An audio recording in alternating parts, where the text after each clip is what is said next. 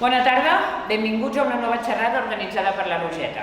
Avui podem escoltar el Robert Manrique, que va néixer a Barcelona el 12 d'octubre del 62. No es pot evitar. No és culpa seva. El Robert és un supervivent de l'atemptat terrorista perpetrat per ETA a Barcelona el 19 de juny de 1987, al supermercat Hipercor, on hi treballava de carnisser. En aquest atac, ETA va assassinar 21 persones i en va ferir 45, 12 de molt greus. És expresident de l'Associació Catalana de Víctimes d'Organitzacions Terroristes i actualment assessora la Unitat d'Atenció i Valoració als Afectats pel Terrorisme. Si no ho dic bé... No, correctíssim. L'any 2012 es va reunir a la presó de Vitòria amb Rafael Caride Simón, un dels condemnats per l'atemptat d'Hipercor, i va poder escoltar el seu penediment. El tema de la xerrada d'avui és la realitat social de les víctimes del terrorisme. Avui en dia, qualsevol aconteixement que ocorri en qualsevol part del món, per dur i impactant que sigui, és efímer i de seguida deixarà de ser notícia en els mitjans de comunicació que la substituiran per alguna més actual. Els atacs terroristes no són una excepció. Les víctimes, però, ho segueixen sent i el seu patiment físic i emocional no desapareix al cap de pocs dies. Per això estem agraïts que el Robert, que malauradament ho ha hagut de viure en primera persona, ens expliqui aquests efectes, les seves necessitats i quin hauria de ser el paper de la societat en la recuperació de les víctimes i els seus familiars. Organitzativament, la xerrada s'edita, es penja, es grava, s'edita i es penja a YouTube, de manera que totes les intervencions seran públiques. El Robert farà una exposició curteta i després obrirem un torn de preguntes i comentaris, que ell està disposat. Així que quan vulgui, Robert, moltes gràcies. Molt bé, gràcies. Bueno, doncs, com sempre es diu en aquests casos, no? Gràcies per la sol·licitud de poder estar aquí amb vosaltres, gràcies també pel fet de poder estar aquí, per poder explicar el que és la realitat de la immensa majoria de persones que han patit un atemptat terrorista.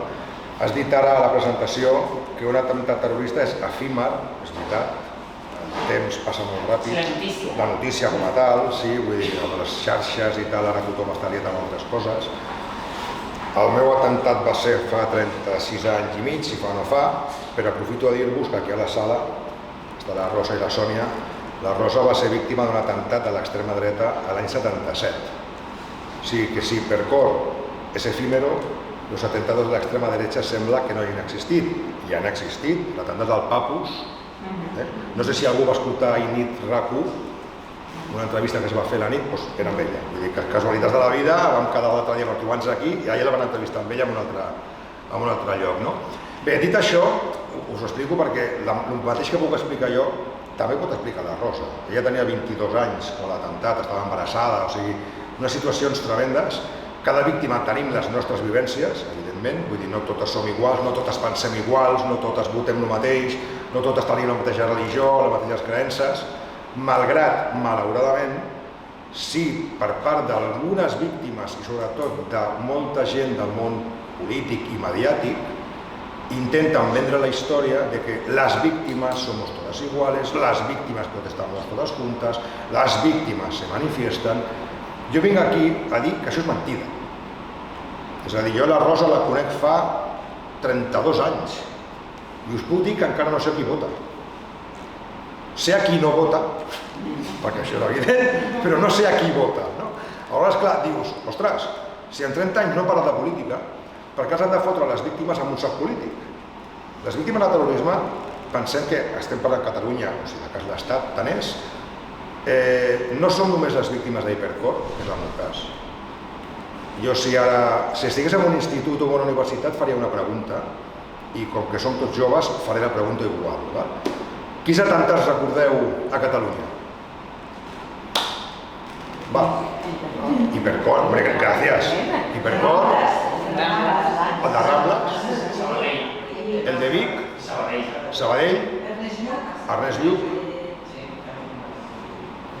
Si us dic que només a Barcelona, i aprofito a dir-vos, esteu convidats a venir al despatx de la UABAT i veure els mapes i els gràfics que tenim on s'explica tot. Si us dic que només a Barcelona capital han hi hagut més de 200 atemptats terroristes i hem dit Vic, que no és Barcelona, hem dit Sabadell, que no és Barcelona, hem dit Rambles que sí, el Papus que sí, Hipercor que sí.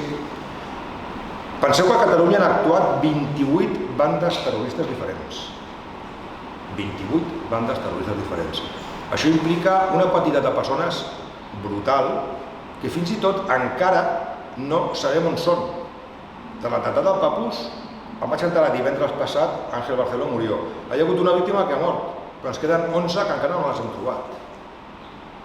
Aquesta és la realitat social de la víctima anònima del terrorisme. És a dir, com està aquella persona que fa 40 anys, fa 30, fa 20, fa 10, fa 6, va tenir un atemptat? Com es troba? Quines necessitats té? Qui s'ha preocupat d'ells i qui no? I malauradament, les mateixes errades per part de les administracions competents, especialment perquè la llei així ho diu, Ministeri de l'Interior d'Espanya, les mateixes errades que es van cometre al Papus s'han comès a Hipercor, s'han comès a Sabadell, s'han comès a Vic, s'han comès a les Rambles, s'han comès amb Ernest Lluch. Per exemple, atemptat d'Ernest Lluch, això ho explico perquè la seva filla, la Rosa, em dona permís per explicar-ho. Tothom recordem, malauradament, l'atemptat d'Ernest Lluch i Martín, el 20 de novembre de l'any 2000. Però, algú pensa com està el veí d'Ernest Lluch, que es va trobar el cadàver d'Ernest Lluch al pàrquing? Ens trobem cadàvers cada dia pel carrer. Home, qui sigui Mosso d'Esquadra potser sí, no crec que n'hi hagi cap aquí. Però generalment ningú es troba un cadàver pel carrer, i menys amb el pàrquing de casa teva al costat del teu cotxe.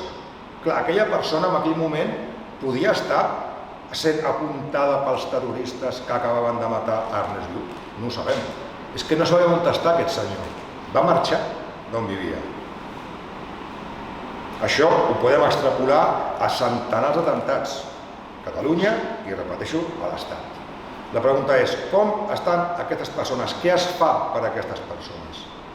Clar, jo ara podria començar a explicar-vos el primer atemptat a Catalunya, que és de la dècada dels anys 60, però si ho voleu i ho preferiu, ens podem centrar en els atemptats d'agost del 17. I fixeu-vos que dic agost del 17 i no dic el 17A. Per què? Perquè agost del 17 implicaria el 16 d'agost al Canar, la primera explosió, el 17 implicaria la segona explosió del Canar, Rambles i zona universitària, on maten a Pau Pérez i n'hi ha 3 Mossos atropellats, el 18 tenim Cambrils, el 21 tenim Olèrdola i Subirats. Si de cas parlem després. Com estan aquesta gent? Si hem de parlar de més atemptats, parlem després amb tota la llibertat, però no parlarem d'Hipercor ara, no parlarem del Papus. Parlem dels últims que hem tingut a casa nostra. La sentència, que són 1.018 folis, parla de 16 assassinats i de 345 ferits. El sumari, que són 68.000 folis, parla de 123 víctimes més que hem d'afegir als 345 ferits, però que no estan a la sentència. Estem parlant de gairebé 500 persones ferides a l'agost del 17, més els familiars dels 16 assassinats. Més de 30 països diferents van tenir víctimes, no s'usa la paraula, afectats. Més de 30 països afectats. La pregunta és, com estan aquestes víctimes? Fa 6 anys, no estem parlant dels anys 80, ni dels 70, fa 6 anys. Jo us puc dir que l'any 2014, abans dels atemptats d'agost del 17, vaig anar al Ministeri de l'Interior amb un llistat de 280 víctimes d'atemptats a casa nostra, només a Catalunya, que la gent que estem treballant per localitzar altres víctimes no coneixem. I la resposta va ser, textualment, Manrique, quien quiera algo, que venga a vernos.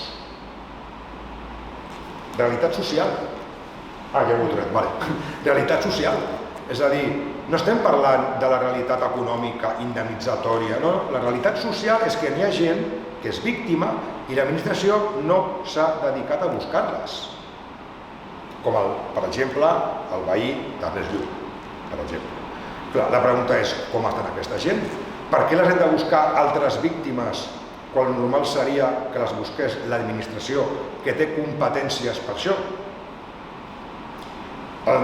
anem a dir que el missatge primordial, prioritari de tot el que estic dient és que us quedi clar que no totes les víctimes estem assistides, no totes les víctimes estan localitzades, no totes les víctimes coneixen els seus drets i no totes les víctimes estem fent política amb aquest tema.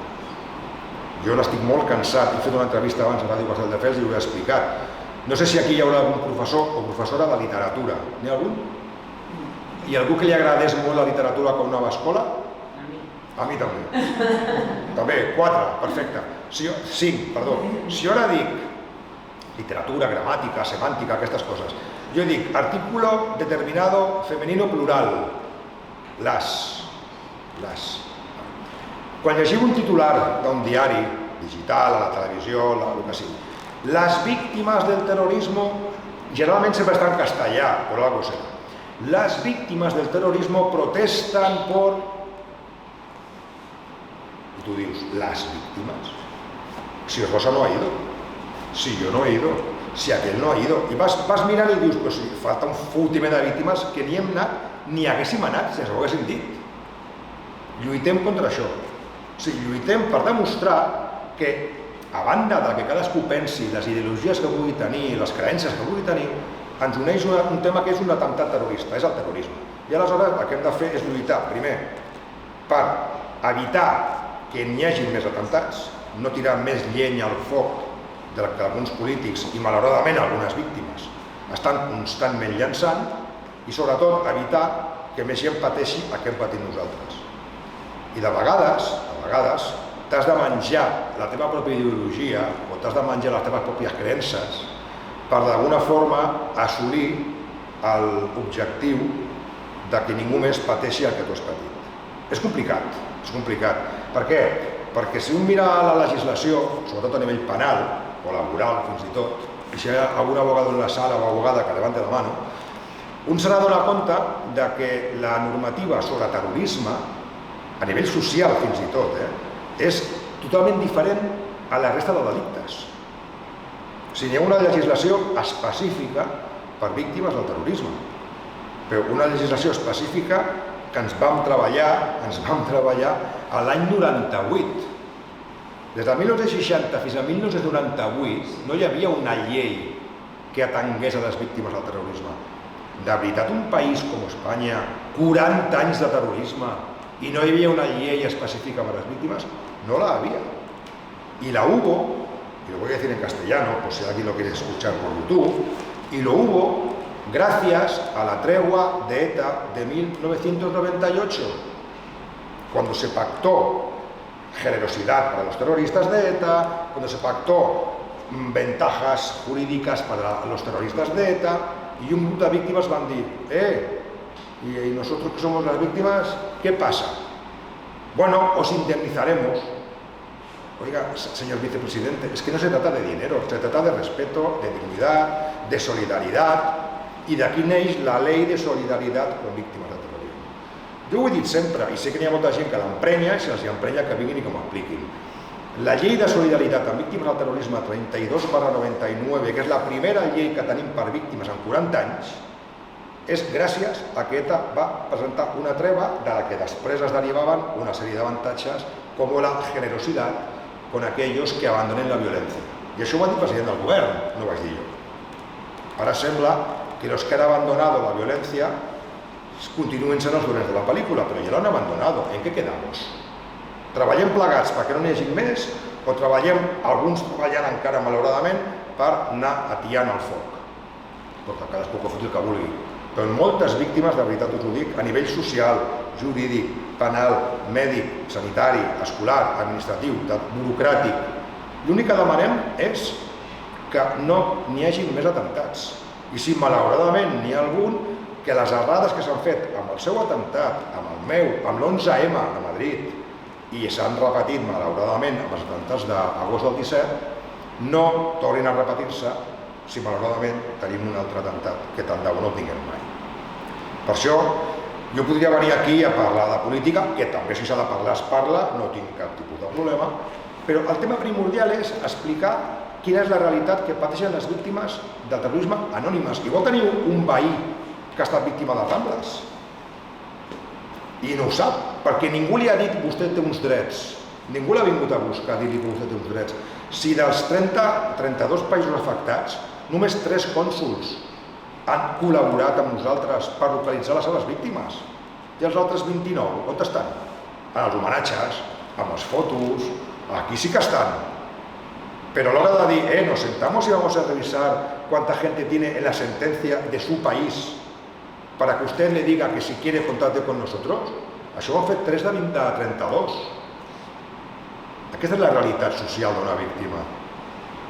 I, evidentment, estem parlant de països absolutament diferents a nivell de governs, a nivell de sistema de governació, a nivell de lleis. N'hi ha molts països que no tenen ni lleis de terrorisme. El Marroc no té una llei de víctimes i tenim víctimes marroquines. La primera atropellada a Rambles, Ràquia, la primera atropellada a Rambles, que encara no sé ni com està viva, és marroquina. O sigui, a la Guiapú no va començar a seleccionar este sí, este no. Va posar la primera i va dir, ai voy, i fotent-s'hi gasaga com el Barça de Guardiola, a veure lo que pillo. Hòstia, no fotem. Però el problema és, com hacen aquesta gent? Qui s'hauria de preocupar d'aquesta gent? Evidentment, l'administració competent, que per llei és la Subdirección General de Apoyo a Víctimas del Terrorismo del Ministerio del Interior. ¿Y qué es la Subdirección General de Apoyo a Víctimas? La que et diu, quien quiera algo, que venga a vernos. De realitat social. Perquè no és un tema que ho faci un partit o un altre, això ho fa un govern, i el govern pot canviar o canviar constantment d'hoy para mañana. Però el problema és que la normativa que n'hi ha és la mateixa. Llavors dius, com és possible que els que es fan la foto, els que surten parlant de les víctimes, i les víctimes en la boca, sempre les víctimes del terrorisme a la boca, repeteixo, després són els que no fan res per a aquestes persones. I quan els dius, oiga, echemos una mano, vamos a buscar a la gente. No, quien quiera algo que venga a vernos. A ver, Manrique, a ver, Sara, a ver, Monse, a ver, Eli, ya sabéis que la ley dice que quien se considere víctima de un atentado terrorista tiene un año de plazo para solicitarlo, desde el momento del atentado o desde el momento de la consolidación de las lesiones. Vale, la coña. ¿Le habéis informado a la gente que tiene este derecho para que lo pida? No. Entonces, jo sempre faig un acudit. Fa 30 anys que el vam fer amb els companys de Madrid i el repeteixo ara. Jo cada matí, quan m'aixeco, em dutxo i poso la ràdio, però no me leo el BOE. Algú llegeix el BOE cada matí, el Boletín Oficial del Estado, per saber les lleis que han sortit. Això ho té que fer un advocat, si ho fa, o un funcionari, si ho vol fer, d'aquell departament concret. És igual, o sigui, se'ls en fot. La víctima del terrorisme, si no va picar a la porta dintre del termini, no té dret a res. Aquesta és la realitat social d'infinitat d'un altíssim percentatge de víctimes del terrorisme. No és el cas, lògicament, d'aquelles víctimes d'atemptats terroristes, siguin víctimes o diguin que són víctimes, que és un altre tema, que s'hi han dedicat a fer política amb el dolor o que han patit ells o que han patit altres. Però és molt trist, no? O sigui, jo entendré perfectament que gent que es dedicava a la política, malauradament té un atemptat terrorista i després es continua dedicant a la política. Home, evidentment, jo ho feia abans. Però, home, de la gent que no s'hi dedicava a això, de gent que literalment no sabia fer la O con un canuto, de cop i volta, com es foten en temes d'associacions, en temes de col·lectius, en temes de plataformes, a parlar en nom de les víctimes, a deixar un missatge en nom de les víctimes, després acaben amb llistes electorals, diputats no sé bons, senadors de no sé què. Home, potser deixa de fer política i preocupa't de la gent del teu propi atemptat, que no ho estàs fent. I podríem dir noms i cognoms. Jo he dit que parlaria en quart d'hora, no s'ho emporto. Si fa o no fa 20 minuts, ja m'hi he enrotllat per variar. Sí, una cosa que vull acabar d'aclarir, has dit, amb tota la raó, amb la presentació, expresident de l'Associació Catalana de Víctimes de Terroristes, perfecte, però jo no seria o no sabria, abans el Lluís m'ha anat a fer un cafè i m'ha explicat, m'ha puesto por los altares, tampoc és pa tanto, però bueno. Jo tot el que sé de terrorisme i sobretot d'assistència en victimologia terrorista no ho sé per haver estat president de l'Associació Catalana. La Rosa ja sabe por dónde voy. Jo ho sé per haver estat delegat a Catalunya, des del 1989 fins al 2002, del que era la antiga, i això que us quedi amb majúscules, negrita, cursiva i admiració, ¿vale? La antiga Asociación de Víctimas del Terrorismo, que tenien delegacions en totes les regions, com ells deien. A mi deien regions i em grinyolava tot, però bueno, jo prefereixo dir país, però ja s'ho farà cadascun. Però aquells 12-13 anys a l'antiga UBT em va donar tot el coneixement que tinc ara. Jo a l'ACBOT, a l'Associació Catalana, no vaig aprendre absolutament res. I a la UABAT tampoc hi ha après res, perquè estem tenint els mateixos problemes ara que abans que quan érem a UBT, Delegació Catalana. Llavors no és una història de 4 anys, de 5, de 6, és una història de 36 anys que va començar, i amb això acabo, amb l'atemptat d'Hipercor. Jo, quan l'atemptat de la Rosa, jo tenia 14 anys. Yo leía el jueves, el Papus, yo leía el Papus, y decía, hostia, cómo se pasan, y disfrutaba como un gos llegint el Papus. Però hubo l'atentado i no m'enteré. Llavors, quan entro a la delegació catalana de l'antiga OBT i començo a revisar legajos en l'Audiencia Provincial, documentació, sentències, i veig el Papus, dic, hòstia, el Papus, si és de la revista que jo leía. I dic, doncs mira, va haver un atemptat. Acabo amb una anècdota. La filla del conserge que van assassinar el Papus, Joan Peñalver Sandoval, era clienta meva a Hipercor. I ella no sabia que el seu pare l'havien matat amb un atemptat. Com ho va explicar ahir la Rosa, pensàvem que era un accident laboral. Sí, clar, però amb un accident laboral no t'exploten bombes amb un paquet cada dia, això no té sentit. Doncs es va enterar, 77, 87, es va enterar 15 anys després que la mort del seu pare havia estat un atemptat terrorista de l'extrema dreta. I era clienta meva de l'Hipercor, jo li feia els encàrrecs. El que és la vida, no? O sigui, que t'hagis d'enterar per una víctima d'ETA que el teu pare va matar l'extrema dreta i que ningú t'havia dit res. O sigui, no el va trucar mai ningú, ni Martín Villa, aquest és otro tema, ni Martín Villa la va trucar, com que era aleshores ministro de Gobernación, no sé quin rotllo tenia aquest tio. No lo va trucar mai per dir-li, oiga, ¿cómo se encuentra usted? ¿Cómo se encuentra su familia? ¿Cómo se encuentra su hijo? O sus hijos, que eren 2. Ningú va trucar. Doncs això que va passar al Papus, va passar a l'Hipercor, va passar, i dic els atemptats que ho diu vosaltres, a Sabadell, a Vic, la Resu i a les Rambles. Però també ha passat amb els atemptats, per exemple, doncs us diria jo, de l'aeroport de Reus del 20 de julio del 96, pero como no hubieran muertos, solo hubieran 48 heridos, pero como no hubieran muertos, sembla que aquell atemptat no existeix. Pues lo preguntamos a los británicos de Manchester, que estaven tots esperant la cua de l'avió a Tarragona, a Reus, què els hi va passar? Però com que no hi ha morts, sembla que no ens en recordem. Li preguntem als 70 i pico de morts del Grapo a tot l'estat, per no parlar dels 800 i escaig d'ETA.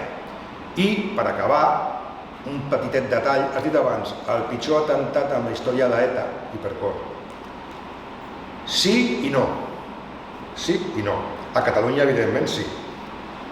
Però, els que tingueu una mica més d'edat que jo, aviam que algú diu alguna per allà. Deies alguna cosa? No. No. Vamos, venga, va, que estàs ànima. Hotel Corona de Aragón, 12 de julio del 79, 78 muertos. No, si no ha sido un atentado, es que se ha incendiado la cámara de la churrería de la cafetería del hotel. Ja, sí, claro. Però l'any 2000 vam aconseguir, l'antiga UBT, vam aconseguir que les víctimes d'aquell incendi fossin indemnitzades com a víctimes del terrorisme. Per tant, el Corona de Aragón fue un atentado terrorista. Per tant, tinc que dir que a Catalunya sí, però va ser pitjor, però a l'Estat no, perquè tenim un atemptat d'ETA amb 78 morts a l'any 79. Allí estaba, ¿cómo se llamaba la mujer de Franco? La Collares. Vale. Molt bé. Allà estava la Collares. Hi havia molts militars aquell dia en aquell hotel, perquè el dia següent havia l'entrega de despatxos en la cadira militar.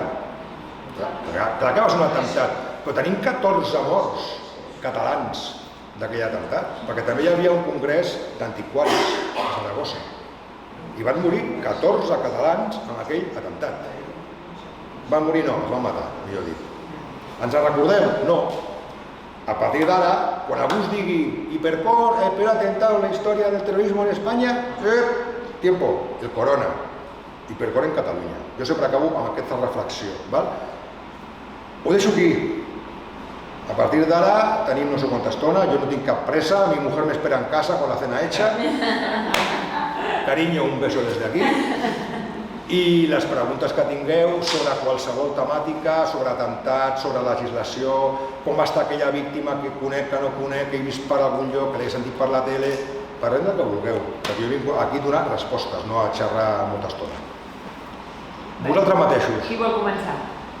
Quan es comença un, van els altres, però sempre falta el primer. Jo volia recordar, perquè em falla, des que heu començat a xerrar, aquesta llei que dieu que som un estat que ens encanta fer lleis.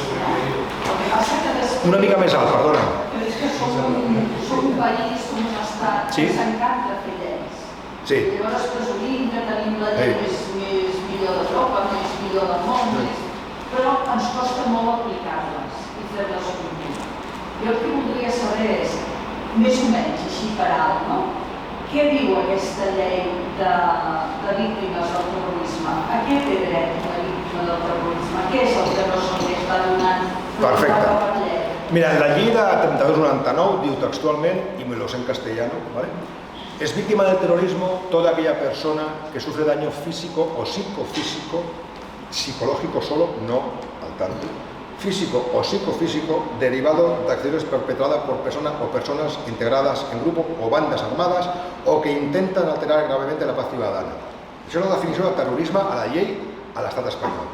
La pregunta és, com es defineix terrorisme a França? És diferent. Hi ha Hongria, hi ha Portugal, hi ha Suècia, hi ha Colòmbia, i cada país té la seva definició. Llavors m'haig de tancar amb la definició a l'estat espanyol, amb víctimes a l'estat espanyol. Quines avantatges pot tenir algú que és víctima d'un atemptat terrorista, si es pot dir avantatges? Per llei. Evidentment, si es demostra que hi ha unes seqüeles per les ferides patides, estic parlant dels ferits, per les ferides patides, si són incapacitants n'hi ha diferents graus, parcial, total, absolut o gran invalidesa. El que passa que no és el mateix barem que la seguretat social, són altres quantitats. En el cas de víctima mortal hi ha una indemnització. Curiosament, les indemnitzacions, per exemple, per les víctimes de l'11M de Madrid, van ser més altes, 4 vegades més altes, que per les víctimes de les Rambles. No, aquesta cara que has posat tu la vaig posar jo.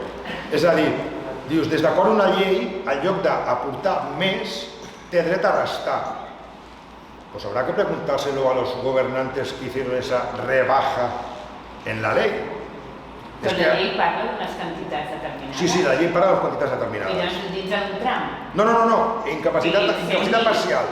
Tant per dies de baixa i pots continuar treballant amb unes limitacions específiques per la teva feina depenent.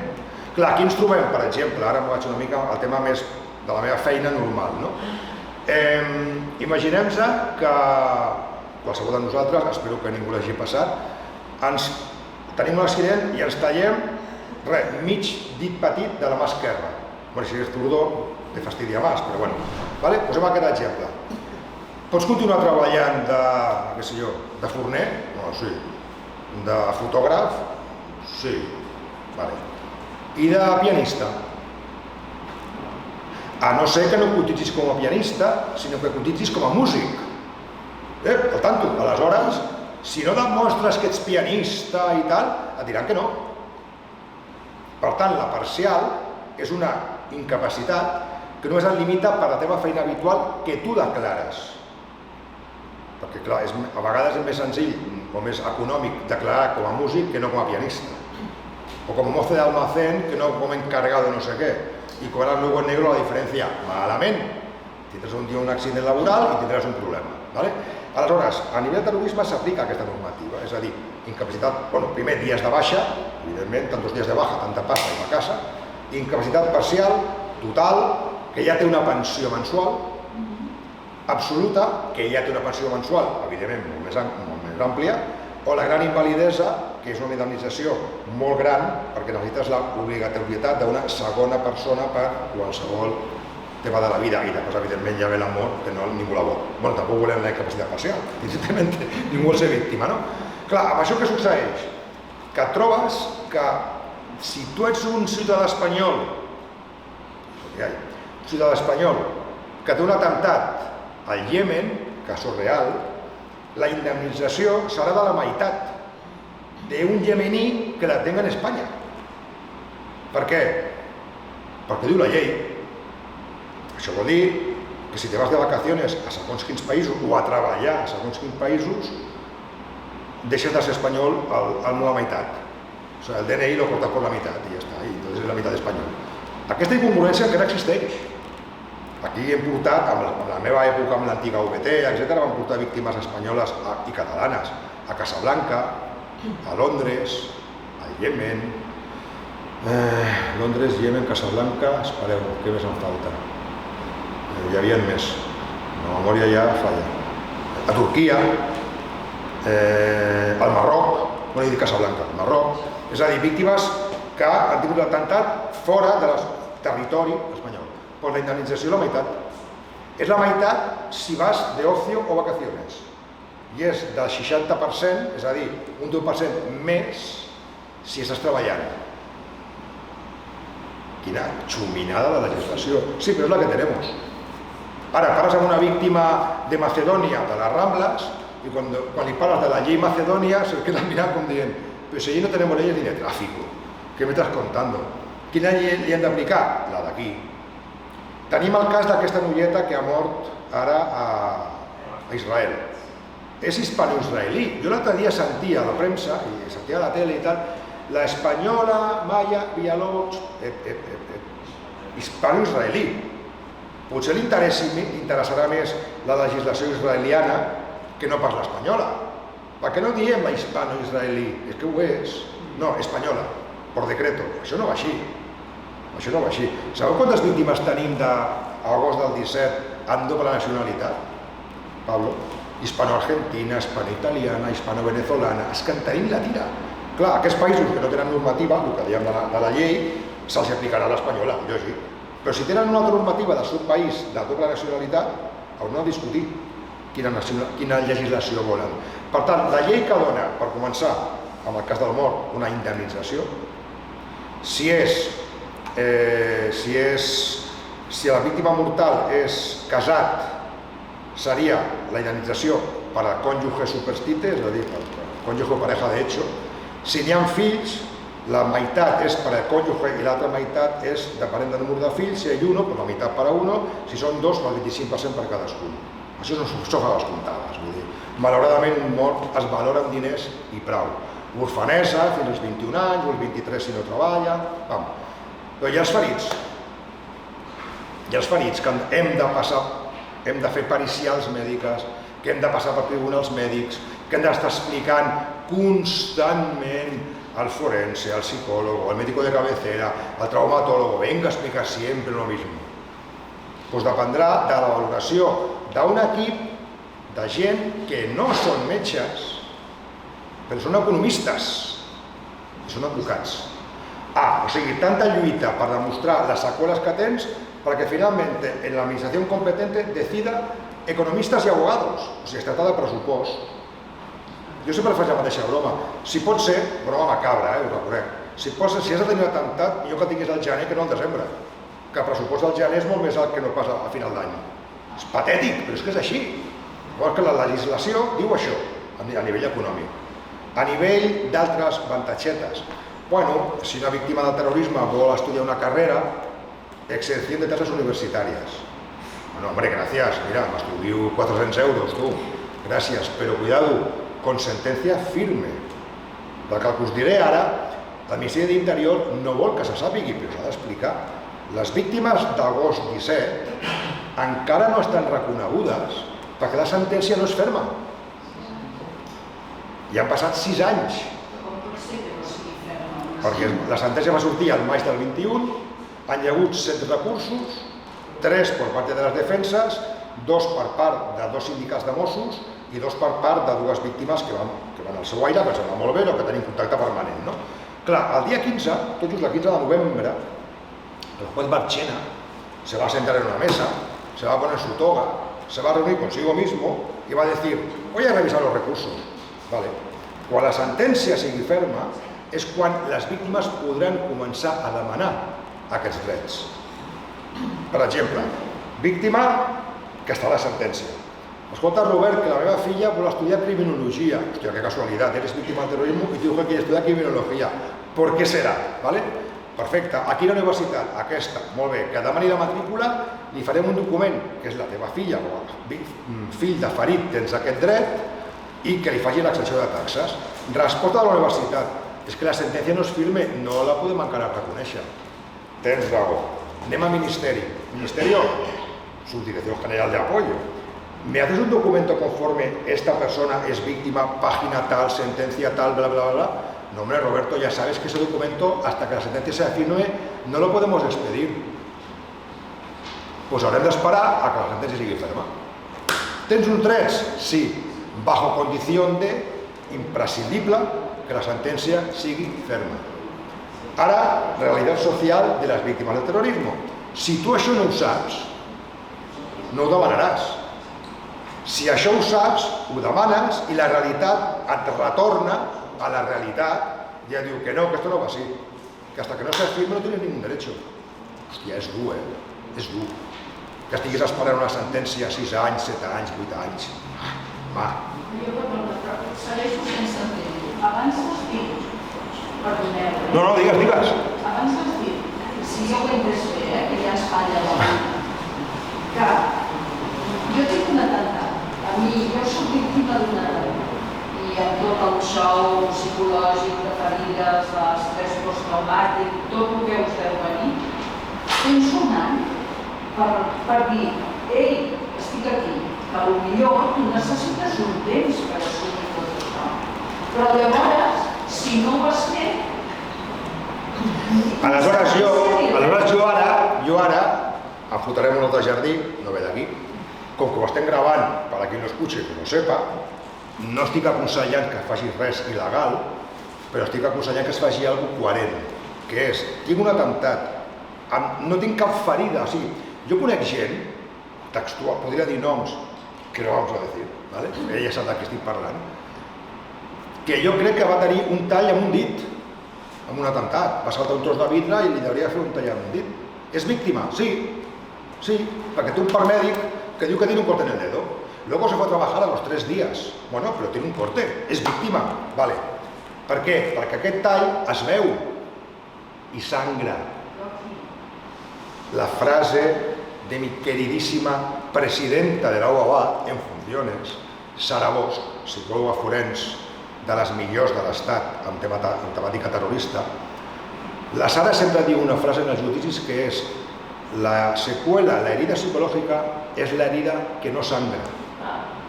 I aleshores explica-li a tothom del circuit post-atemptat que tens unes seqüeles psicològiques per l'atemptat. Ara es posaré un cas puntual, perquè l'entenguem. Clar, tu tens tota la raó. Potser les seqüeles psicològiques no surten el primer any. ¿Qué es lo que yo aconsejo a quien nos esté viendo ahora o escuchando? Es igual, ves al metge igualment. Ves al metge igualment dintre del primer any. Y dígale, oiga, mire, llevo 3 días que no duermo. Desde el atentado de hace 4 meses, hòstia, no veo ojo. I surt allà amb un paper de metge de capçalera que digui que has anat dintre del primer any a passar visita. Sempre després podràs dir, oiga, que yo fui, ahora no parís el paper porque lo cagas. Solució, oiga, mire, es que yo tengo este papel que acredita que a los 4 meses estaba fatal y fui a ver al médico de cabecera. No podran dir que no has anat dintre del primer any. Però clar, això t'ho ensenya l'experiència. Us posaré un cas puntual. Persona ferida molt greu amb un atemptat terrorista. Té un nen de 3 anys i un nen de 10 mesos. La seva dona s'ha d'anar a veure 15 morts aquella mateixa nit. I als 3 anys comença a estar feta pols, als 3 anys, està feta pols. No, sus secuelas psicológicas no son del atentado terrorista de su marido. Haber venido dentro del primer año. El Lluís sap de qui parlo. I la Rosa i la Sònia també saben de qui parlo. És la meva dona, aquí us ho dic. N'hi ha gent que diu, la mujer de Manrique tenía pensión de víctima. Mentida, mentida. No té cap pensió de víctima, perquè ja no hi era l'Hipercor. I les seqüeles van aparèixer 3 anys després de l'atemptat, quan tu cuerpo dice, basta, no puedo más. Què hem fet amb les víctimes posteriors? Gràcies, malauradament, a l'experiència de la meva estimada dona i d'altres víctimes en la mateixa situació. Ves al metge dintre del primer any, encara que estiguis perfecte, ves. Perquè si després, passat l'any, 13, 14, 15 mesos, 5 anys, tens algun tipus de problemàtica psicològica, puguis dir, la trampita legal, oiga, que jo ja fui. Després ja parlarà amb el metge de capçalera si volen, però tu ja has sido. De veritat, si tinguéssim una llei com Déu mana, hauríem de recomanar de fer una trampeta. No és una trampa, és una estratègia. De fer una estratègia per estudiar-te problemes després. Això és, con todo mi cariño, el que l'encabrona a la Ministeri d'Interior que hagin fet aquests avisos a la gent. Per això no volíem que trobéssim a la gent. És a dir, el meu atemptat va ser el 19 de juny. I repeteixo, esteu convidats a venir al despatx i veure les sentències, veure l'autoprocessamiento, les investigacions de tot el que tenim per explicar-vos en persona, tocar-lo i leer-lo. La sentència d'Hipercor, ho he dit molt bé abans, diu que n'hi ha 12 ferits molt greus. 12. D'aquells 12, jo sóc un dels 12. I caram, és curiós, jo tenia 24 anys, però gent que tenia 65 anys, més cremada que jo, o amb menys extensió de les cremades però més greus, o més extensió però més lleus, és igual, ens van curar tots el mateix dia, tu. Vino Harry Potter con la varita y va a hacer clink, clink, todos curados. Dios, hostia, Roberto Manrique Ripoll, quien curó de sus lesiones a los 174 días con secuelas consistentes en, y a partir de aquí ni os lo leo, vale. Pero Gloria Ortega, Beatriz Amandam, Conchita Aguilar, Jordi Comas, i així fins a 12, no? Dius, però coi, jo era el més jove i la senyora Glòria ja tenia 60 anys, com que ens hem curat tot el mateix dia? Va ser el dia que ens van citar a tots al metge forense en l'Audiència Provincial en Arco de Triunfo. I jo recordo, i estic molt encabronat quan ho explico, recordo d'entrar en una sala i veure gent tota embolicada, com jo, vendada, 6 mesos després de l'atentado, ¿vale? Y pensar, esta señora, ¿cómo tiene las manos? Yo miraba las meves y decía, las mías al lado de esta señora, vamos, estoy de coña. Uy, aquell senyor com té les cames, eren tots víctimes d'Hipercor. I no ens vam conèixer perquè ningú ens va dir en aquell moment, senyores, ustedes 12, que sepan que són de l'atentado. Us imagineu el 10 de desembre del 87, 174 dies després de l'atemptat, que 12 víctimas ens trobem allà, hòstia, el móvil no, pásame el teléfono, pásame dónde vives, oye, nos tenemos que ver después de Navidades, tenemos que empezar a hablar, oye, ¿qué ha pasado? ¿Cómo te encuentras? Fas una pinya que vam trigar molts anys a assolir-la. És el mateix que han fet ara amb les víctimes de les Rambles. Us faig un spoiler del programa que sortirem el dimarts que ve a TV3. Com no nos escucha nadie, farem un spoiler, ¿vale? Surt el Javier Martínez, el pare del nen, el de la xapeta que us regalo de part d'ell, sobretot, ¿vale? Les primeres declaracions són brutals. No, a mí me llama una señora, no viene, no, a mí me llama una señora del Ministerio de Interior y me dice que no hable con nadie, que no hable con la prensa y que me quede a llorar en mi casa. Es que es igual que el día de Hipercor, es igual que el día del Papus. Vete a tu casa y no molestes. Vete a tu casa y no, i això és la realitat social. Oi que encara no he parat de cap sigle, quan he dit un president, oi que no he parat de cap sigle política, no he parat de cap govern en concret, és tot en general, independentment de quan hagi estat l'atemptat, el fotut és que aquesta actitud envers la víctima es repeteix constantment. Tenim un cas de les Rambles, tu la conoces, tu també, una senyora que li van matar la mare i ella és ferida greu. La vam conèixer a l'aniversari, o sigui, després del primer aniversari, i quan ens va dir que encara no l'havien trucat des del Ministeri d'Interior i viu a Sant Hipòlit de Voltregà, no viu a Dinamarca. i dius, t'han matat la mare, tu estàs ferida greu, que l'informe mèdic és de 8 pàgines i no t'ho truquen ningú. Conseqüència de que el Ministeri, que està per a eso, però no ho fa, no l'hagués trucat, és el següent. Un advocat molt llest, que jo després li vaig ensenyar la foto de l'advocat i em va dir, no sé quién es porque no le he visto nunca la cara, es va oferir a tramitar la indemnització. 30.000 euros de comissió, el 15%, per la mort de la mare. Això no és culpa de l'advocat, que és un pencas, però és legal. És legal. El que és molt heavy és que el Ministeri, que ho té que fer d'ofici, no li digués. Aquesta senyora s'hagués estalviat 30.000 euros i hagués tingut el recolzament, el suport del Ministeri, que és qui ho ha de fer. Aleshores, quan tu dius, si per una orfa, que a més és ferida greu, no belluguen un dit, el bellugaran, per exemple, per una senyora argentina de 67 años con fractura de pelvis, de la qual a la sentència posa no consta informe médico. L'atemptat és a l'agost del 17, la sentència és del maig del 21 i encara no han tingut temps de tenir un punyetero informe mèdic que digui com està aquesta senyora. Lo fotut de tot això es que cuando te has leído los 68.000 folios, 68.000, no 6.800, 68.000 folios de la sentencia del sumario, tens el nom, el cognom, l'adreça, el telèfon, tens els informes mèdics, tens tot de cada víctima. I no les podem trucar, perquè aquest país té una llei de protecció de dades que impedeix que jo les truqui, però no impide que me llame el BBV en l'hora de la siesta. ¿Vale? En quin país estem? Legislació, aquesta és la legislació que tenim. No hi ha més, no hi ha més. A banda d'això, us explico, la diferenciació que hi havia en la nostra època, a partir del 99, es va canviar, lògicament, però hi ha molts atemptats on no hi ha autor conegut. Abans hem dit, algú ha dit Sabadell abans, llavors algú ha dit Vic. Vale. Pues com es diu vulgarment, me l'habéis puesto a pèl, per no dir una altra cosa que m'estan gravant. Vale? Dius, Sabadell, 6 policies assassinats. Vic, entre civils i guàrdies civils, 9 persones, amb el Ramon Mayo, 10.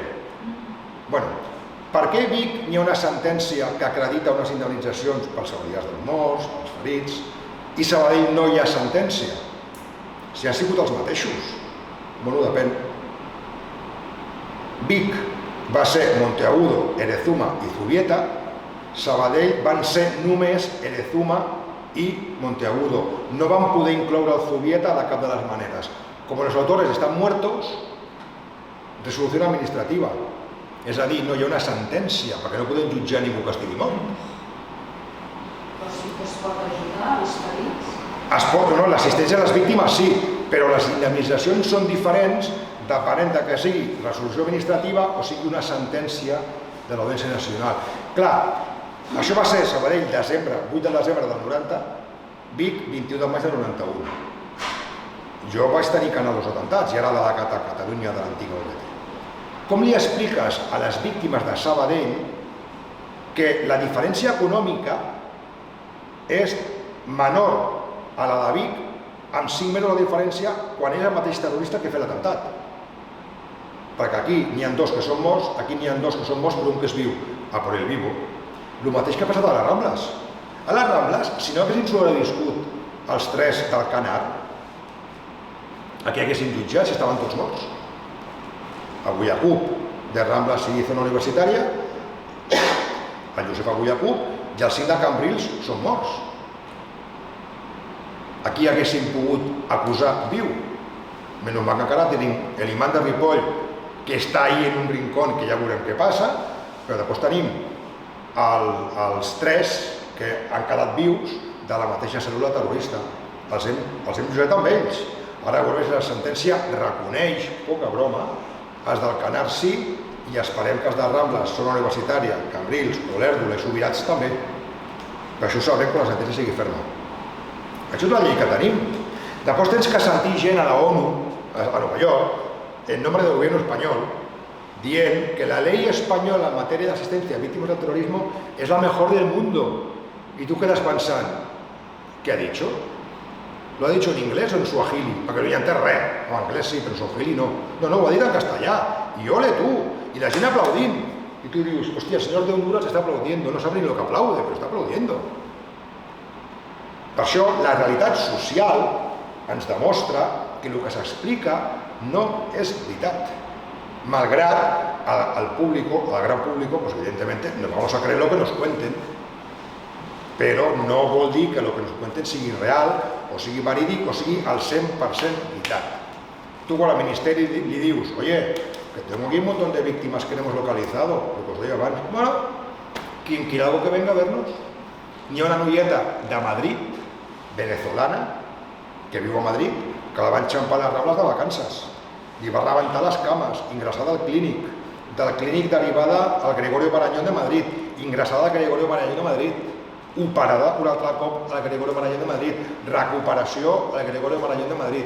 I a l'11M de 2019, veient la tele, uy, si esto es un homenaje a las víctimas del 11M, como lo mío de la Rambla. Y agafa un taxi y se va al acta y conoce a Pilar, a Eulogio, a todos los que estaban allí. Mira, es que yo estaba en la Rambla, pasa esto, yo aquest 11M no vaig poder baixar el 19, y aleshores em trucan els companys de Madrid, oye Robert, tenemos aquí una chiquita venezolana, te va a enviar documentación, o sea, un permiso para la documentación del clínico, vamos a tramitarlo todo. Bien, tramitem el 4 de juliol el reconeixement com a víctima del terrorisme d'aquesta noia, al Ministeri de l'Interior. Resposta del setembre. No ha lugar a entrar al fondo del asunto por haber presentado la documentación fuera del plazo legalmente establecido. Ingresada en el clínico, ingresada en el Gregorio Marañón. No heu tingut temps de buscar-la, no està la sentència, està el sumari. Faig així perquè al despatx tinc una pissarra que digues el sumari, que va el dedo solo, no? Dius, està amb aquest 123 del sumari, però no està la sentència. Què fem? La legislació no està ben estudiada pels moments amb els que estem. I és una legislació que es va fer sobretot contra ETA, per entendre'ns, a favor de les víctimes d'ETA, però no d'altres que hem tingut després. Així no es va. Bueno, m'he enrotllat molt en la teva pregunta, però me l'has puesto a pelo. O sigui que, què més? Me habías hecho precisamente la pregunta que he hecho cuando he dicho la diferencia de víctimas de ETA amb les altres. Fins i tot les víctimes d'ETA que eren pertanyents a partits polítics. Sempre surt aquesta pregunta. Sí. ¿Cómo me gusta? Miguel, y a vosotros os han revelado. Creo, bueno, es lo que yo he entendido. Rosa, ¿le contestas tú o le contesto yo? Bueno, amb la pregunta està la resposta. Sí, ens han relegat? Sí, evidentment. I ho sé, fins i tot, igual, no sé si hi ha algun fins i tot enfrontament, no físic, però alguna manifestació, alguna concentració, he vist algun moment que ha hagut un certa... Aviam, a mí que hay una manifestació en Madrid, en la plaza de Colón. Las víctimas se manifiestan contra... Pero ¿cómo las? Primera, que no ens ho han preguntat. Segona, les que estan, ¿quién són? Tercera, suposant que el president, la presidenta, la junta d'aquella associació concreta que està allí estiguin presents, han consultat amb els seus suposats membres si s'ha de fer això o no s'ha de fer? No. Doncs no podem parlar de que les víctimes estan allí. Però moltes d'aquestes persones que fan política, evidentment han fet carrera política després. Com a mínim, que no parin amb el meu nom.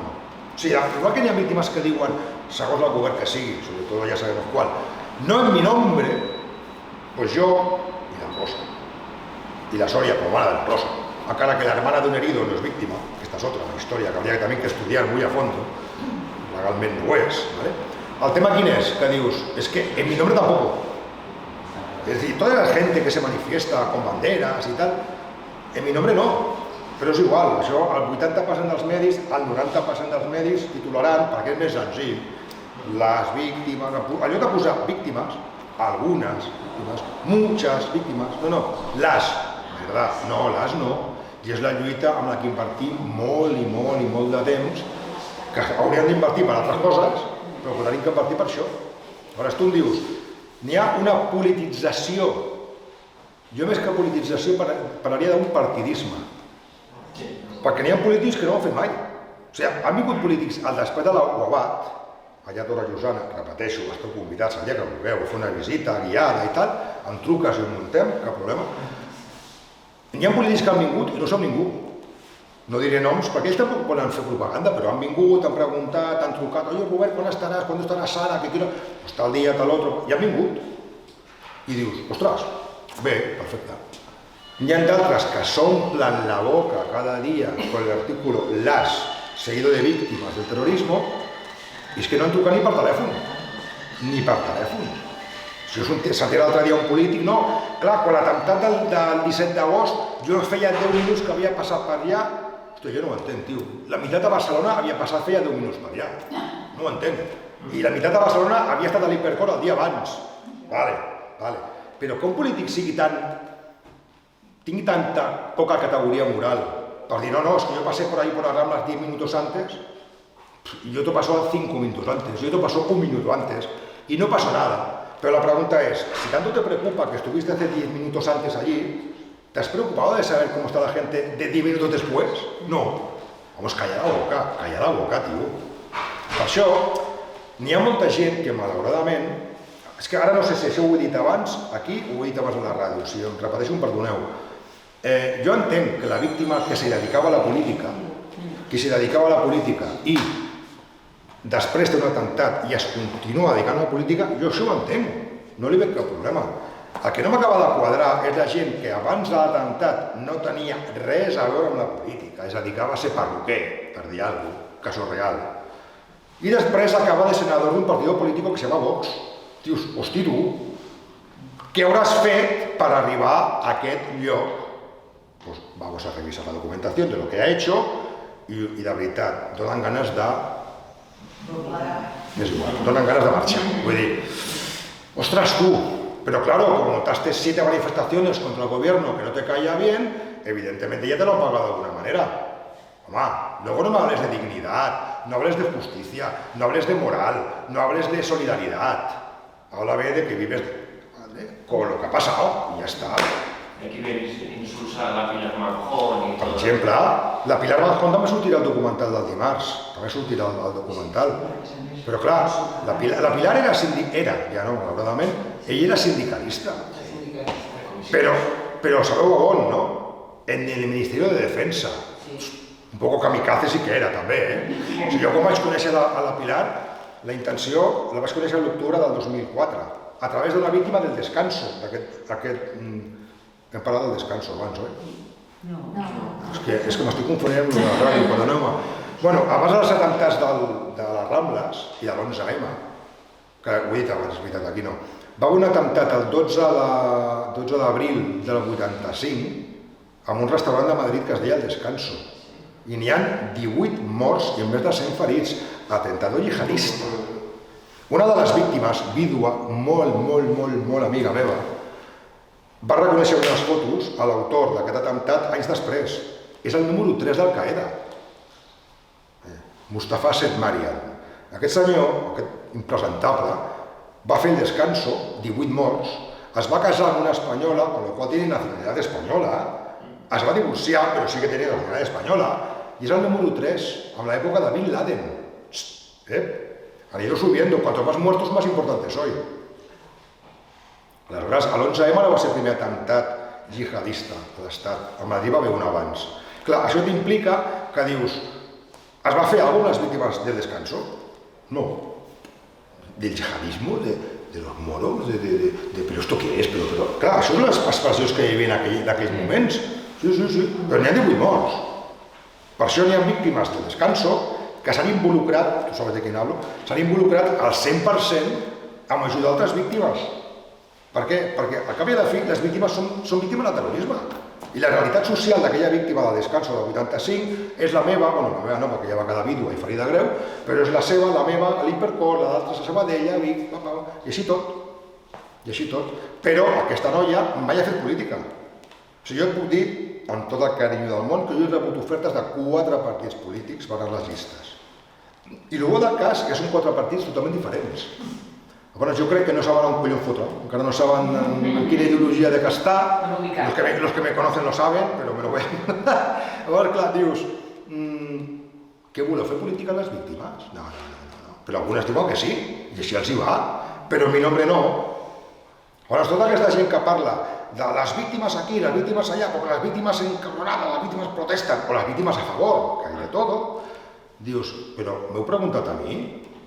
O sigui, a mi se'm cau la cara de vergonya, i ho tinc que deixar de clar, i estem entre amics, tu, i si a algú no li agrada, pues que me lo remata. A mi, que pocs dies després dels atemptats de l'11M, la nueva, per això us deia abans l'antigua i la nueva Asociación de Víctimas del Terrorismo, nombre socio de honor a José María Aznar, és que té nassos. És que té nassos. És que ell era la meva víctima, perquè li van... No, jo no nego que ell fos víctima d'un atemptat, jo això no ho negaré. El que dic és, hombre, però després de l'11M, días después del 11M, 15 días después o un mes després, nombrarlo socio. Hòstia, quina maniobra política, no? A mi em diuen ara, imagineu-vos, la UABAT es va crear després del 17 d'agost, de l'agost 17. Però imaginem que s'hagués creat, no sé, el 2015. I em diuen, Robert, vamos a nombrar socio de honor al ministro de Interior, era Zoido, que ningú se'n recorda d'ell, però era Zoido, Vamos a nombrar a Zoido, i hagués dit, perdona, però no per mi, és que vull que la gent, és a dir, els socis de l'entitat, opinin. Evidentment haguessin dit tots, bueno, tots no, la majoria haguessin dit que vamos. Però el problema és que això es fa, es publica, ho llegim i ens ho creiem. I clar, les víctimes a favor de, en contra de. Us poso un exemple molt bèstia dels últims dies. El documental de Josu Ternera. El no me llame Ternera. ¿Vale? Es va presentar, em sembla, era un divendres a Sant Sebastià. Jo el vaig veure el dimecres, 2 dies abans el vaig veure amb la Rosa Lluc i amb el Jordi Évole. Vam estar veient el documental, perquè si hem de parlar d'un documental, habrá que verlo. Vale. ¿Blanquea a ETA? ¿Dónde? ¿Blanquea a Josu Ternera? ¿Cuándo? Que no, al desembre el presentaran a Netflix, em sembla que és. Però jo us ho dic jo ara, us faig un altre spoiler, no blanquea a nadie. Hasta Carlos Herrera ha dicho que no blanquea a nadie. I Carlos Herrera, evidentemente, sabem qui és, ¿vale? Clar, quan surten 500 persones signant contra el documental de Josu Ternera, las víctimas contra el documental, ¿pero qué me estáis contando? De los 500, ¿cuántos son víctimas? Punto 1. Y luego, ¿qué víctimas son? Home, clar, si algunes tenen càrrec polític en segons quins partits, doncs votaran el que diga el partido, o firmaran el que diga el partido, però no són les víctimes. I el fotut és que siguin gent que no han vist el documental. Clar, sortim 4 víctimes, 10 víctimes, Gorka Landaburu, Saragossa, la Consuelo Ordóñez, sortim diverses víctimes de diferents ideologies a dir, esta gente de què van, i els dolents som nosaltres. No, perdona, no.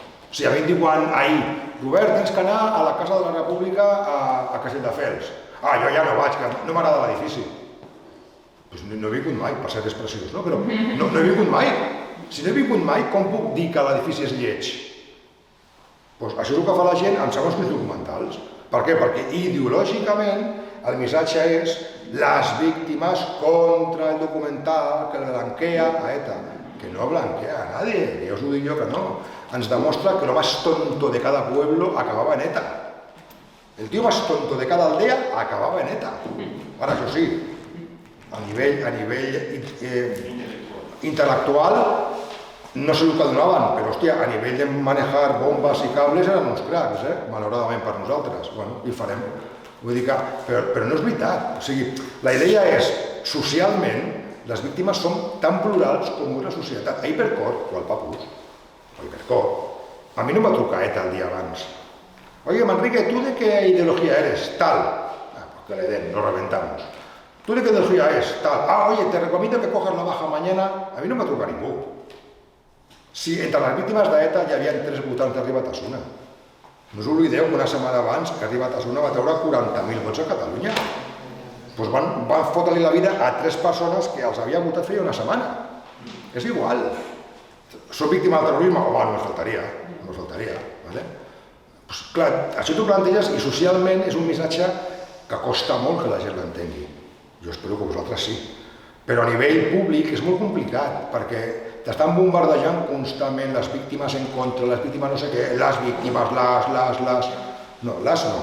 Algunas, muchas, demasiadas, pocas, no, las no. ¿Qué ves? Digues.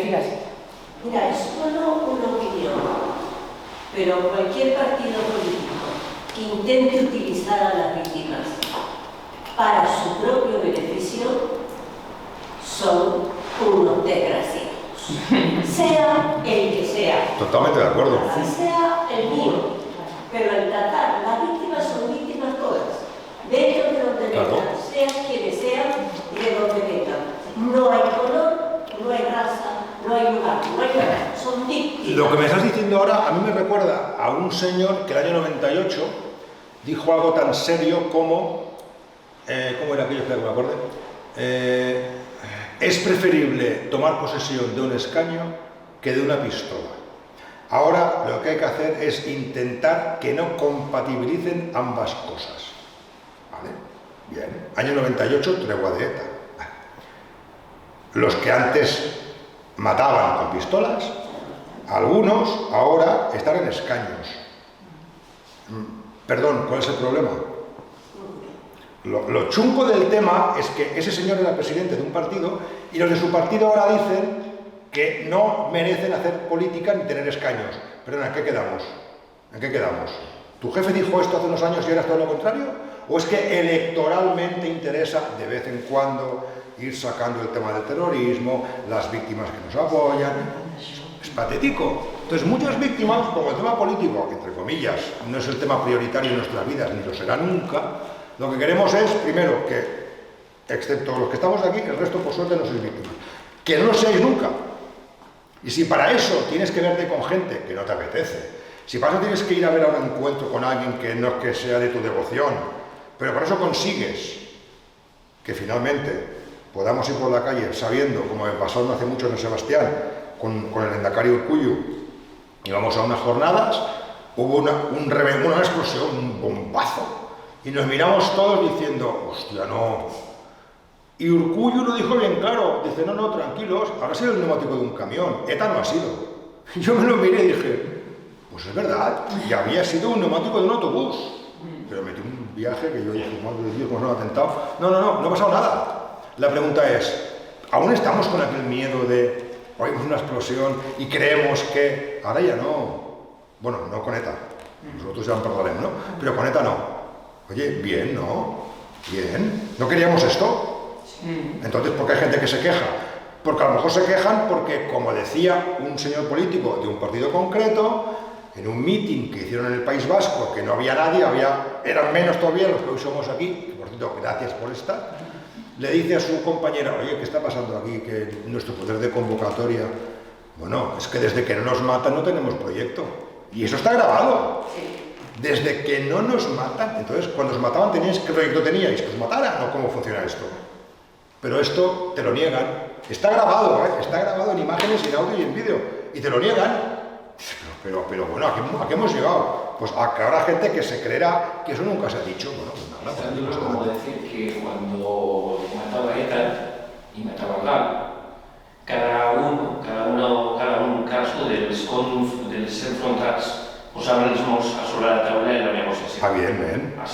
Evidentment. I tan dur com veure que un dels mercenaris del GAL s'anava al casino a jugar-se la pasta que li acabaven de donar per matar una altra persona. Se iba al casino a jugar. Vale, sí. Ara, també hem de reconèixer que ha costat molt, però finalment hi ha sentències que condemnen el GAL com a banda terrorista, que ha costat. Jo tinc molt tracte amb la Xun Lassa i la Pilar Zabala, amb la Pilar Zabala he parlat aquest matí. O sigui, que el fet de ser víctima d'ETA a mi em dona més raons que a una víctima del GAL. ¿Per qué? Bueno, pero hay víctimas que se lo creen. Hay víctimas de ETA que creen que son más víctimas que las otras. No. Una víctima de la extrema derecha es tan víctima como yo. Bueno, ella es más guapa, pero aparte de eso, es tan víctima como yo. Entonces el problema dices, hòstia, per què hem d'arribar a aquesta conclusió que alguns estan venent, que tu ho has dit abans, si n'hi ha diferència entre víctimes d'ETA? Claro que la hay.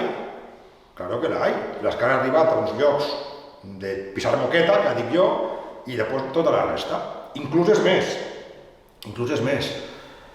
N'hi ha un cas de l'atemptat de Rambles, que avui es descobert fa poc, i mira, el dia que hi ha que explicar-lo en públic s'explicarà.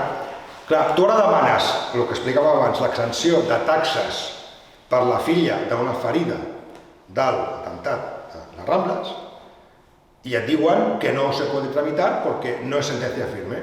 Però en canvi, si n'hi ha una víctima, de les 82 d'estrès postraumàtic que estan en un sector de la sentència, n'hi ha 82, n'hi ha una víctima que li han donat la encomienda, que tú y yo la tenemos, desde el año 2000, la encomienda no es pensionada, o sea, no es pensió contra un calés, és una medalleta que, bueno, que ja està al despatx per a qui la quiera ver, en plan museo, ¿vale? Y dius, le han dado la encomienda como superviviente de víctima del terrorismo. Pero si estaba en las Ramblas, no es víctima, no hay un papel que diga que es sentencia firme. ¿Cómo tramitamos esto si resulta que hay un documento que acredite todavía que es víctima como el resto? Bueno, és que és un senyor que la seva feina porta uniforme, i no diré de quin color, és igual, ¿vale? Però clar, dius, pues muy bien, pues vale. Diferència entre víctimes, hasta las yihadistas també hi ha diferències. Clar, així funciona. Per tant, realitat social, el que us estic explicant. Si demà algú us diu, ostras, he visto un documental, que sé yo, los 800 metros de Netflix, he visto un documental de TV3 de Marta por la noche, hostia, las víctimas, ¿qué rebote llevan? Bueno, las víctimas no, algunas salimos con el rebote. Podreu dir, pues mira, el jueves vino un Pamplinas de Barcelona que me dio unas hostias. Sí, però és que això és la realitat. I a qui no li agradi, que es posi fulles, tu. És la realitat. Y a quien no le agrade, repeteixo, que em truqui y ho discutirem dialogando, como siempre. La violencia para los malos. Nosotros dialogamos. ¿Alguna cosa més? O ja és l'hora? L'Alfons vol dir una cosa?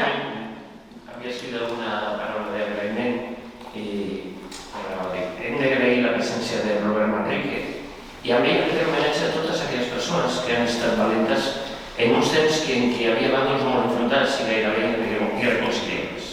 En Robert, la Meixal de Lassa, a ti, diu dues persones, hi moltes més, viuda del governador civil d'Ibusca, o Mari Jauregui, i d'altres víctimes d'ETA, que van optar per la via del diàleg en comptes de prendre el camí de la venjança. Aquesta opció tan arriscada va tenir un preu, veure's arraconats i menyspreats per víctimes propers a una altra opció política. No vull oblidar-me d'unes altres víctimes, la del terrorisme d'Estat, que també van elegir la conciliació com el camí més directe per la pau. Aquelles converses s'han permès, juntament amb uns altres moviments que no anomenaré ara, un llarg període, crec que definitiu, sense violència. Primer t'agraeixo les paraules, et confirmo que és definitiu, no perquè ho digui jo, m'ho va dir a l'Etarra que vaig anar a la presó, i mejor que ell creo que no ho sabia nadie. I si estem parlant de víctimes, voldria fer un homenatge, ¿vale? Espero no respirar fons, un homenatge a l'Enric i a la Núria. L'Enric i la Núria és un matrimoni d'Hipercor que els va matar els dos fills, a la Sílvia de 13 anyets i al Jordi de 9. Vale? La Núria estava embarassada d'un tercer fill i no ho sabia. Vale? A l'atemptat li van matar els seus dos fills i a la germana de la Núria, a la Mercè. Amb el pas dels anys, no el primer any, anys, evidentment, per desgràcia, començaven a aflorar les conseqüències psicològiques de tot aquell patiment. Tumors cerebrals, bueno, ni os cuento, ¿vale? L'Enric i la Núria tenen la incapacitat total per la feina habitual, però no com a víctimes del terrorisme, perquè no estaven a Hipercor. És a dir, el dolor d'un matrimoni que els maten els seus dos fills es comptabilitza depenent de si estan o no al lloc dels fets. Una persona que estava a Hipercor, dintre de Hipercor, i diu se me ha ido la olla, mentalmente estoy, però pot demostrar que estava a Hipercor, té més drets, molts més drets, infinitament molts més drets i una indemnització de puta mare en lloc de l'Enric i la Núria perquè no estaven a Hipercor. Aquesta és la puta merda de llei que tenim. És que ho tinc que dir així, perquè si dic que és la llei no m'entendrà ningú. És el desastre de llei que tenim en aquest país. Que jo no dic que el Pamplines, que té un tall al dit i el dilluns se'n va a treballar, sigui una víctima. No ho dubtaré. El que no puc entendre que les seqüeles de l'Enric, la Nuri, la Pilar Manjón i tants familiars de víctimes mortals que malauradament han desenvolupat unes seqüeles psicològiques brutals, incapacitants, no estiguin reconegudes com a atemptat terrorista perquè no eren al lloc dels fets. Si és que encara és pitjor no estar-hi, perquè amb totes les que he parlat, amb totes, de veritat, m'ho han dit, és que tant de bo hagués estat jo per poder ajudar. Encara que m'hagués cremat viu, que m'hagués mort, però hagués pogut ajudar el meu fill, la meva filla, el meu pare, la meva mare, el meu germà. No, como no estás, tus secuelas no son del atentado. Hòstia. Per això vull fer un homenatge a l'Enric, a la Nuri i a tantes i tantes víctimes que no són ferides físiques, però són ferides a la vida, ja ni psicològiques, a la puta vida, perquè els ja han matat el que més estimen i per no ser-hi al lloc dels fets tenen els drets molt més minvats, minimitzats i absolutament ridiculitzats, mentre els d'altres estan vivint d'un puñetero corte en un dedo o de un cortecito en la rodilla o de que 20 años después me duele el oído. Y esos son casos reals. ¿Me explico? Si s'entén, perfecte. Si no s'entén i a alguien le molesta, que venga que me lo cuente. Però és que de veritat, o sigui, el dimarts l'Enric i la Nuri estaran també al documental, també apareixen ells, us ho recomano, de veritat. Però és que és molt bèstia, que 36 anys després, és més, acabo, a nivell jurídic vam guanyar un dels dos casos com a víctima del terrorisme. No us diré si l'Enric o la Nuri, això ho guardo per mi. Montse, l'advocada que podem treballar en 30 anys, ho va guanyar, d'un dels dos. I l'Estat va recórrer, i l'Estat va guanyar, i l'Estat hi va obligar a retornar les 3 pensions mensuals que havia rebut ja com a víctima del terrorisme. Màfia és molt suau, Jo diria altra cosa que com estem gravant millor m'ho guardo. Si no saldré així, o així, no sé com. Però després veiem gent parlant en el nostre nom, en nom de l'Enric i la Nuri, sense saber qui cony és l'Enric i la Nuri. Amb el tema de les Rambles, i amb això acabaré, lo prometo, agafeu la sentència i el dia que veniu al despatx ho podreu veure, asociacions de víctimes, que hay que darles de comer aparte algunas también, asociacions de víctimes del terrorismo s'han personat com a acusació popular i no coneixen a una sola víctima. Hòstia, de veritat teniu la barra? Sí, por mis 15 minutos de gloria y salir de la sentencia. Hostia, por favor. Pero si no habéis contactado con una sola víctima, porque a la sentencia no surt en representación de... No. N'hi ha associacions en nom d'una víctima. Una, i tenim 500. Y cuando se le pregunta a los seus responsables, ¿y cómo que siendo tan cerca de aquí, de allá, no sé qué, no sé cuánto, ustedes, es que no somos una agencia de detectives? Entonces, ¿para qué estáis? ¿Para hacer lo que hace el Ministerio de Interior? ¿De intermediarios? ¿O cómo funciona esto? És patètic. Però també és la realitat social de les víctimes, que moltes víctimes diuen, ¿y para qué me sirve a mí esto?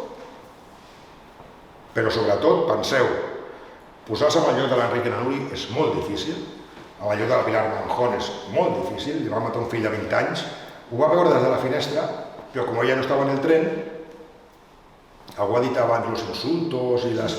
Ni os cuento. Jo he anat pel carrer amb la Pilar a una reunió, a Madrid. Això tinc un llibre que el tinc d'escriure, però això ja ho tinc fet i escrit i a més documentat. Pujàvem els dos cap a una reunió en la fundació, la Fundación Víctimas del Terrorismo, que esta es otra historia, y bajaba un altísimo cargo de la presidencia del gobierno español, no era Aznar, però era de los de arriba, ¿vale?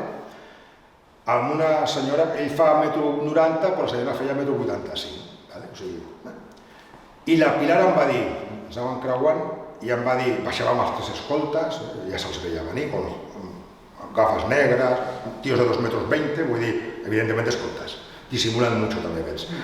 I la Pilar em diu, verás cómo me dirá alguna cosa. I vaig pensar, ja Pilar ja ha salido la pinza antes de entrar en la reunió. I ens creuem i sento que li diu a aquest senyor, a la seva acompanyant, ves, nena, por culpa de esta puta y 4 muertos de mierda perdimos las elecciones. I em diu la Pilar, què? I jo em vaig quedar mirant i vaig veure els 3 escoltes i vaig dir, no, Robert, no, deixa-ho córrer. Bueno, lo juraria por mis nietos, que m'és igual, o sigui, que ho he sentit, ho he escoltat.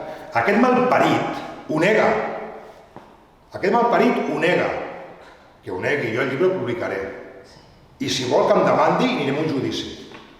Llavors tindrà que venir la Pilar a declarar. Por culpa de esta puta y 4 muertos de mierda perdimos las elecciones. Després aquest senyor s'omple la boca parlant de les víctimes del terrorisme. Realitat social, no política. No us he dit ni qui és. Us he dit que no era Aznar. A partir d'aquí penseu que ho vulgueu. Però, bueno, també Aznar tampoc era gaire alt, vull dir que tampoc era això. Però dius, no era aquest senyor, era un altre. Realitat social. Això no és política. Un polític no pot dir això, perquè això no és política, això és mala llet. Això és ser un insensible, un indecent, un malparit. No és ser un polític. Ja està. Aleshores, escolta, aquesta és la realitat en la que ens hem trobat un dia jo i la Pilar. La Rosa podria explicar, ho va explicar RAC1 ahir perfectament, com va reaccionar l'escola del seu fill, com va reaccionar la gent amb el seu atemptat de l'extrema derecha año 77. Uy, quita, uy, víctima de la extrema derecha, quita. Pero si yo estaba trabajando en el Papus, ¿qué me estás contando? I n'hi ha coses que no han canviat. Amb el Javier, amb el seu fill mort, ja han arribat a dir que era un conspiranoico. Un conspiranoico simplement perquè diu que quiere saber qué pasó para que no se repita. Y quiere saber si l'imán de Ripoll está vivo. Es que té tot el dret a saber-ho. No, está muerto. No, lo que no tenemos las pruebas de que esté muerto. No, es que resulta que en Marruecos las pruebas genéticas, pues las pruebas genéticas, la cadena de custodia se partía en los 5 minutos. Si podien haver portat una caixa de donuts i haguessin dit que eren restos de l'imán, és que és igual, ningú va vigilar les proves. Què n'hi ha aquí darrere? No ho sabem. Però un pare, amb un fill de 3 anys mort, té tot el dret a dir el que li roti.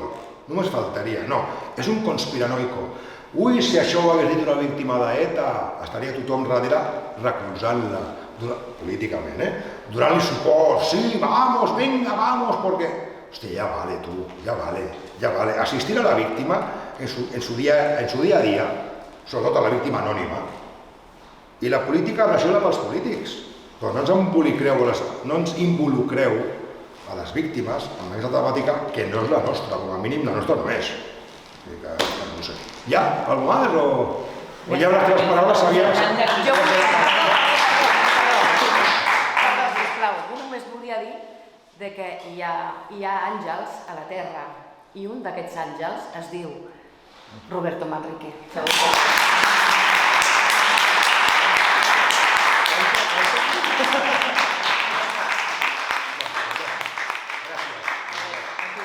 Moltíssimes gràcies, la veritat que ha sigut sorprenent com a mínim, perquè si no t'ho expliquen no ho saps això. M'ha agradat molt.